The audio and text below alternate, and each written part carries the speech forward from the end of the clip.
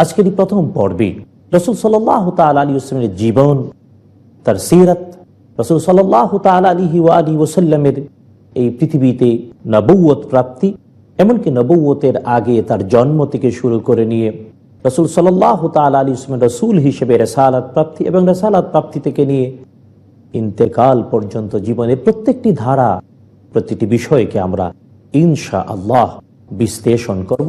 তবে কেন, প্রশ্ন করতে পারি অনেকেই, কেন আমাদের এই আয়োজন?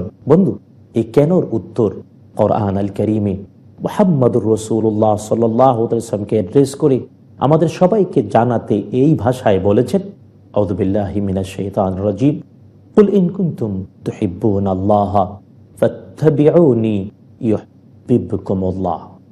তবে আপনি বলে দিন, যদি তোমরা সবাই মিলে তোমাদের স্রষ্টাকে, তোমাদের রবকে, আল্লাহ সুবহানাহু ওয়া তাআলাকে ভালোবাসতে চাও বা ভালোবাসো, তাহলে ফাত্তাবিউনি, অনুসরণ করো আমাকে, অর্থাৎ মুহাম্মদুর রাসূলুল্লাহ সাল্লাল্লাহু তাআলা আলাইহি ওয়াসাল্লামকে। রব্বুল আলামিন তার হাবিবকে বলে দিচ্ছেন, তিনি যাতে আমাদের সবাইকে বলে দেন, আমরা যদি ভালোবাসি আল্লাহ সুবহানাহু ওয়া তাআলাকে, তাহলে যেন অনুসরণ করি, ইত্তেবা করি মুহাম্মদুর রাসূলুল্লাহ সাল্লাল্লাহু তাআলা আলাইহি ওয়াসাল্লাম। তাহলে কি হবে? রব্বুল আলামিন নিজেই রাসূল সাল্লাল্লাহু আলাইহি ওয়াসাল্লামের অনুসরণে আল্লাহ সুবহানাহু ওয়া তাআলাকে ভালোবাসলে কি দেবেন? তিনি নিজেই বলেছেন, ইউহিব্বুকুমুল্লাহ, স্বয়ং আল্লাহ সুবহানাহু ওয়া তাআলা আমাদেরকে ভালোবাসবেন। আর ওয়া ইয়াগফির লাকুম যুনুবাকুম, আর তিনি ভালোবাসার কারণে সকল অপরাধ ক্ষমা করে দেবেন, কারণ তিনি ক্ষমাশীল আর দয়াময়। সুতরাং বন্ধু, জীবনে যদি আল্লাহ সুবহানাহু ওয়া তাআলার ভালোবাসা আর রব্বুল আলামিনের ভালোবাসা পেয়ে সকল অপরাধ থেকে মুক্ত হতে হয়, আর যে ব্যক্তি রব্বুল আলামিনের ভালোবাসা পায়, রব্বুল আলামিন এর দয়ায় ধন্য হয় এবং অপরাধ থেকে রব্বুল আলামিন নিষ্কৃতি দেন, তাহলে ওই ব্যক্তির দুনিয়াটাও সফল, পরকালটাও সফল।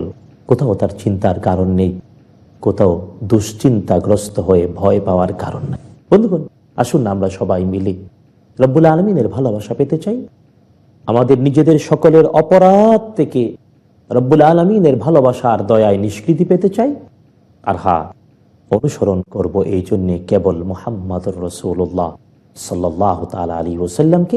আর এটা হলো কেনর প্রথম উত্তর। কেন আমরা জানবো রাসূলের জীবন? কারণ অনুসরণ করতে গেলে জানতে হবে, না জেনে অনুসরণ করা যাবে না।